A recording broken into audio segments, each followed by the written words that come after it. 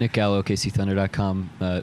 Josh, crazy last 15 minutes of the game. Just your thoughts on all the different things that went down, the environment, Shea's three, the Bucks, everything. Yeah, I mean, we gave ourselves a lot of chances to win the game. I think, we executed on both ends of the floor, but against, an experienced team like that, you have to be, 100%, doing the right things. Otherwise, they're going to, exploit you. And I think there was a few times they gave it to Lopez, and we were slow to rotate on him, and he was getting down to the rim. Javon Carter off pick and rolls, hitting mid-range shots. So we had to kind of adjust a little bit. And second overtime, I thought for the most part we were really good. I thought we could have definitely won that game, but a few little things. We missed a few bunnies at the ring. That's how a game goes sometimes. But happy with how we fought, and those games. It comes down to experience, and you can see, which team has composure. And I think for the most part we did, but they've been in games like that, for years. So we'll learn from it. But good fight tonight. It seemed like you found something at the end of regulation during that 8-0 run, just with the rebounding and the energy plays. How nice is it to feel like you can impact the game in a variety of different ways depending on the situation?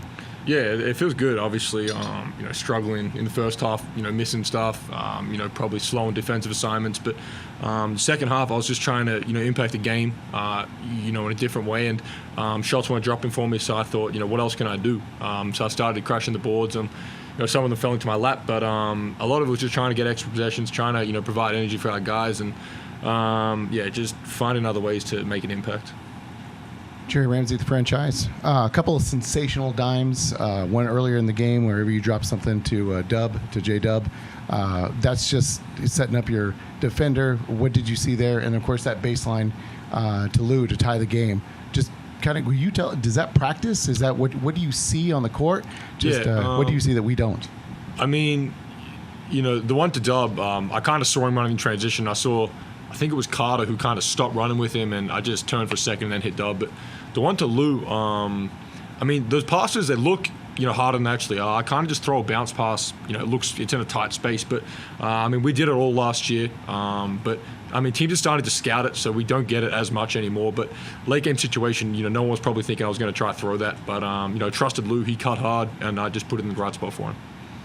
Josh, what is the turn of emotions like for a team at the end of that first overtime when it looks like the game is probably going to be over after Shea makes that three, and then the foul was called against Lou on Lopez? Like, how do you sort of stay composed in that moment knowing you're going to have to go back there and play a second overtime? Yeah, that's good. Anytime you get to play basketball, it's fun. But, it would have been great to close the game out then. And that's what I said, one little mistake and it can cost you a game. And, big time shot by Shea, and all we needed to do was just, get one stop. And, unfortunately we fouled, but we had another 5 minutes, period to win the game again. But, came up short. But, we've been in a lot of these positions where, as a young team, we've had to be able to compete against these experienced older guys. And I think we're learning from it. You're seeing that we're more composed down the stretch. So the more, situations like this that we're in, the better we're going to be from it going forward.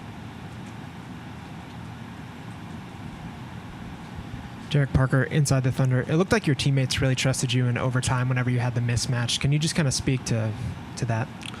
Just trying to be aggressive. I know, Shea had it going, and they were giving him a lot of attention. So, if I had someone small trying to take him, into the paint and finish over the top, but just being aggressive. As I said, the first half was miserable for me, and I couldn't make anything. I was, slow on both ends of the floor. Wasn't playing, how I should have been to help the team. And as I said to Gello, trying to spark, energy through myself and for the guys by getting on the glass, and that can generate, your offensive game. You feel better about yourself. So.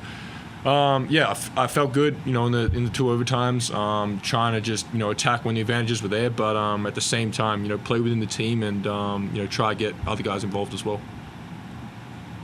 Anybody else? We'll go last one, Yoko here. For Josh. Last game with the Bucks, I think maybe from the bench, I think Joe Ingles was talking to you, kind of. and then you guys are talking today. Yeah. So what did you guys talk about today? Just catching up. It's good to see, and anytime you see another Australian guy, and someone like Joe, for me, he was, a big mentor, a role model for me. And he was actually the first ever, NBA player to reach out to me when I first, signed professionally in Australia. So we've had a bit to do with each other over the last few years, and he's been great for me. I used to text him every day and probably annoy him, to the point I was asking questions before I was in the NBA. So great to catch up with him. It's awesome to see, in 2 years how far, kind of things have changed for both of us. So it was awesome to see him. Good advice today. Yeah. Can you tell us something? From Joe?